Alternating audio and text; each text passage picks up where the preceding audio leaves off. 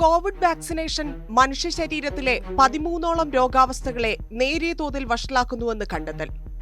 ലോകാരോഗ്യ സംഘടനയുടെ ഗവേഷണ വിഭാഗമായ ഗ്ലോബൽ വാക്സിൻ ഡേറ്റ നെറ്റ്വർക്കിലെ ഗവേഷകർ നടത്തിയ പഠനത്തിലാണ് വാക്സിനേഷൻ മനുഷ്യ ശരീരത്തിലെ മസ്തിഷ്കം, ഹൃദയം, രക്തം എന്നിവയുമായി ബന്ധപ്പെട്ട് അപൂർവം ചിലരിൽ ആരോഗ്യ പ്രശ്നങ്ങൾ സൃഷ്ടിക്കുന്നതായി കണ്ടെത്തിയത്.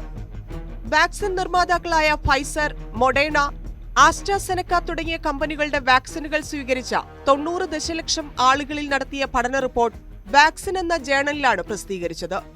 Argentina, Finland, Canada, Denmark, Australia, France, New Zealand, Scotland എന്നീ 8 രാജ്യങ്ങളിൽ നിന്നുള്ള ആളുകളെയാണ് പഠനത്തിനായി പരിഗണിച്ചത്.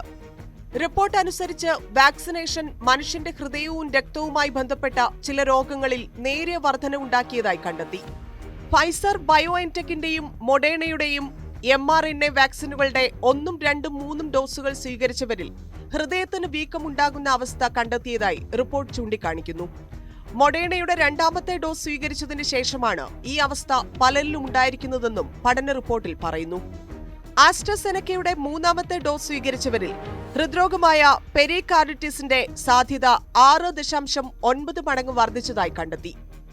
മൊഡേണയുടെ ആദ്യത്തെയും 4ാമത്തെയും ഡോസ് സ്വീകരിച്ചവരിൽ യഥാക്രമം 1.7 മടങ്ങും 2.6 മടങ്ങുമായി രോഗസാധ്യത വർദ്ധിച്ചു.